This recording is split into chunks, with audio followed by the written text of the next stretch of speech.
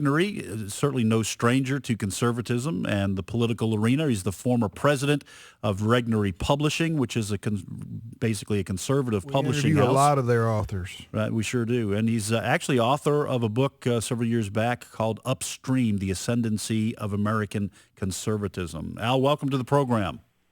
Thank you. Nice to be with you. Thank you, Al. Are you still in the publishing business? Well, in a couple of different ways. I'm still part of Regnery Publishing. It's not my day job anymore. I sort of retired from that, but I'm working with another small company in New York that does a lot of ebook publishing and that sort of thing.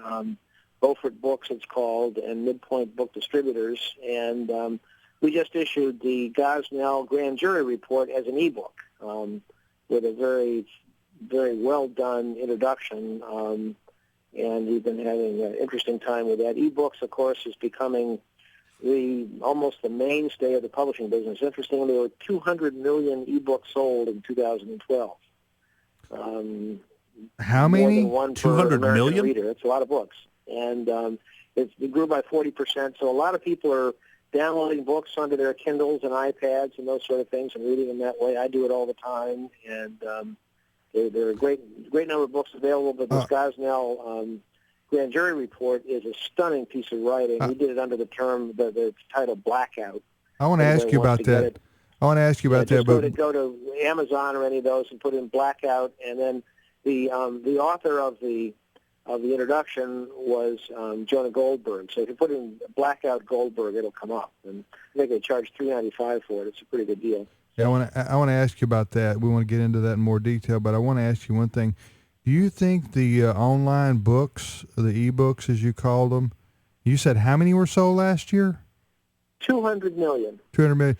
Do you think that's going to put the brick-and-mortar bookstores out of business? Well, I don't know.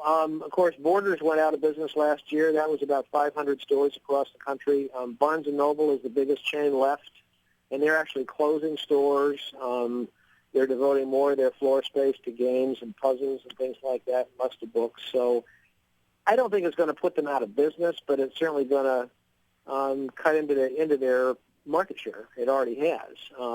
And, hardback books are still the place where big decisions are changed. A big book even if it isn't a huge seller that introduces a new idea, a new thought, a new way of doing things is going to, I think, forever going to be, probably the principal place where big changes in the world happen. So they're always going to continue on. But this other alternative, it's an awfully convenient thing. If you're traveling and you know the book, you just push the button and there it is. Yeah. And then for the publisher, it's actually a better deal than printing a book because you don't have to print the book, don't have to ship it, don't have to put it in your warehouse. It's just an electronic thing, and the profit margin is actually better for a publisher than with a hardback book or a paperback. You talked about this book that you have out called Blackout. We're talking about, this is about the Kermit Gosnell trial. He's the abortionist in Philadelphia that story broke about a year ago or so. America learned that in Philadelphia there was this abortion mill, which was a house of horrors. It was an unregulated by the health department there in Pennsylvania. It was just a nasty place where alive babies were being killed, women were being abused by not abused because they were being mistreated because this was supposed to be a quote medical institution, and it was not. It was just a butchering place. So, but your book that you with Jonah Goldberg you mentioned is about how the media did not cover that. Is that what that's about? No, that's what Jonah talks about in his introduction. The book itself is simply the Grand Jury Report. Okay, go ahead. It was issued a couple of years ago by the Philadelphia Grand Jury, and they recognized at the beginning that this was going to be very, very controversial. But the interesting thing about it is the way that it was ignored by the mainstream press, by Congress, by the legislatures, the whole establishment simply did not want to talk about this because it opened a door that they didn't want open. It's really much more than about this horrible abortion clinic. Certainly that's what that's what brought it to people's attention. But it's the whole question of morality in America. It's the question of life and death. When does life begin? There's some very difficult legal questions, and this grand jury report is a very, very thorough job. I mean, they really did a fantastic job of looking into what was going on and then writing a 300-page document that explains point by point what it was all about. And the fact that something like this could, with the magnitude that it had, could be ignored by the press, I think tells you a great deal about where they're coming from. I mean, if you compare it, say, to the shooting of the children in Connecticut, which also a horrible thing, but which dominated the news for weeks and still is being used by gun control people, basically, as the reason to pass stricter gun laws. You could say the same thing for this Gosnell case. I mean, there were a lot more babies killed in this abortion clinic than there were children killed in Connecticut, yet it was ignored.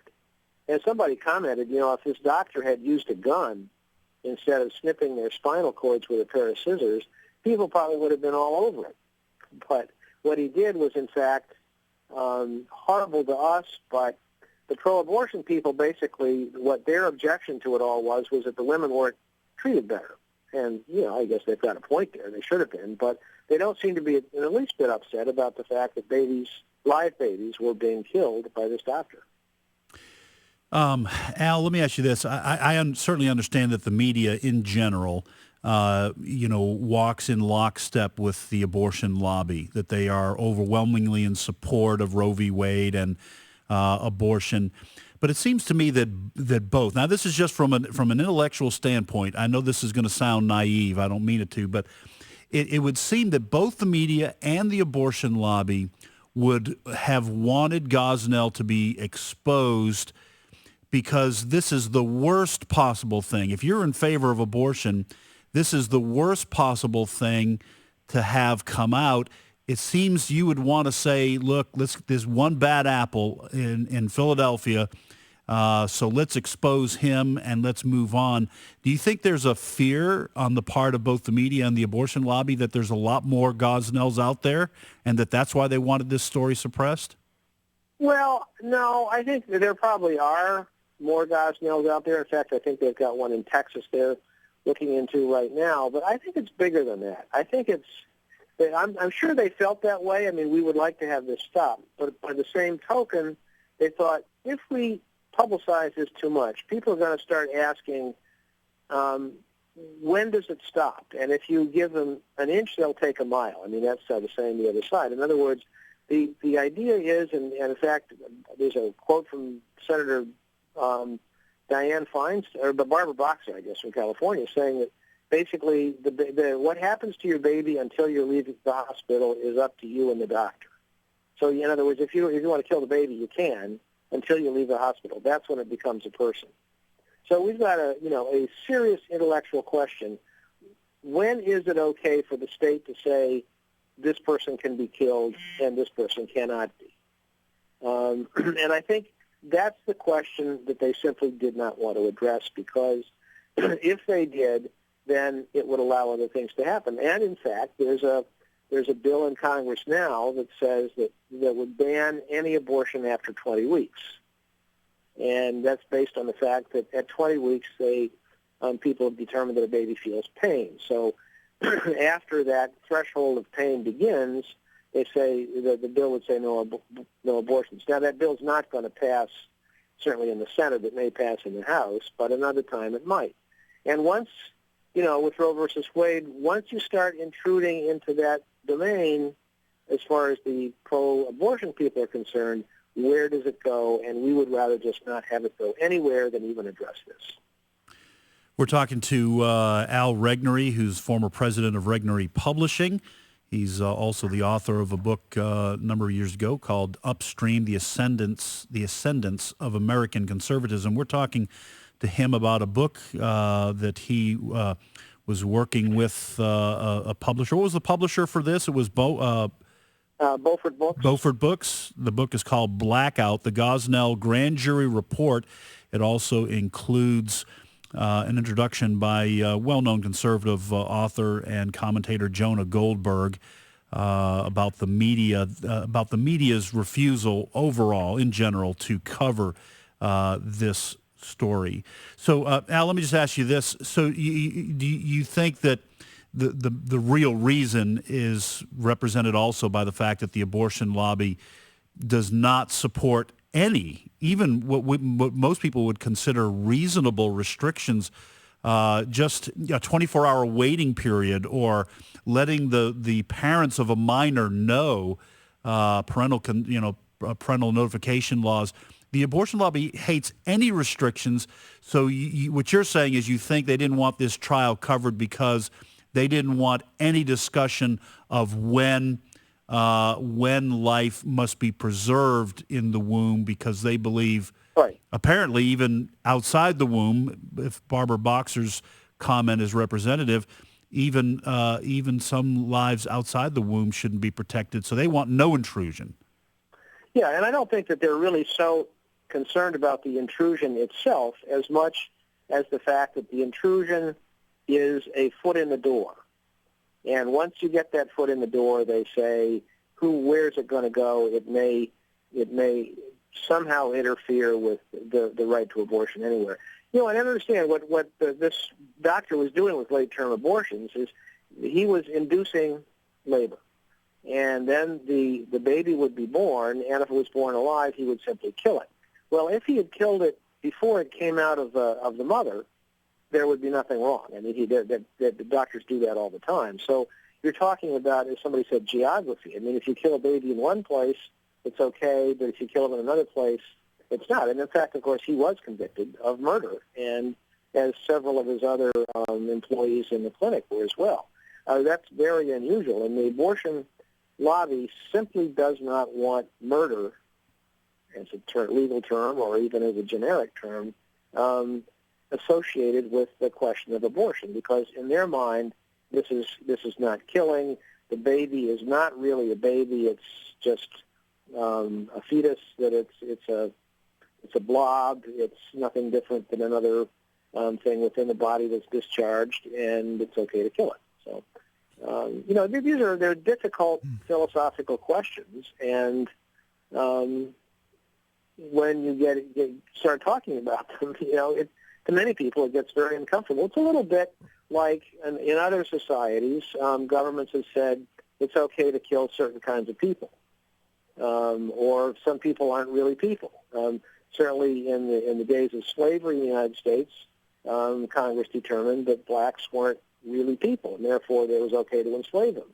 In Germany, they determined that a number of, not only Jews but other people weren't really qualified as people, and they didn't deserve to live. And then, for example, the Germans killed old people that they called useless eaters, simply because they were consuming food that could have been used somewhere else. So they would put them in a clinic and basically kill them. When you start doing that, you get into very, very dangerous territory, and I think that's what people recognize here as well. I think this is Tim, by the way. Al Regnery is our guest. Again, that Blackout, the Gosnell Grand Jury Report, is available? It is available on Amazon, other ebook platforms, Apple, Barnes & Noble.com, any of those, and it's a very enlightening. It's a difficult thing to read because it's so appalling, but nevertheless, it's got some very, very useful information, not only about abortion, but basically about the way we approach these things. Yeah. And of course, the big question is, why was it ignored for so long by so many people? Well, I think that Roe versus Wade may be on a collision course with medical science, because back in '73, when this Supreme Court decision was made, we didn't have access to the kind of 3D ultrasounds and things. 4D video, yeah. I missed a D there somewhere, but so that that may play a part if Roe versus Wade. The next time it makes it back up to the Supreme Court, we'll have to see.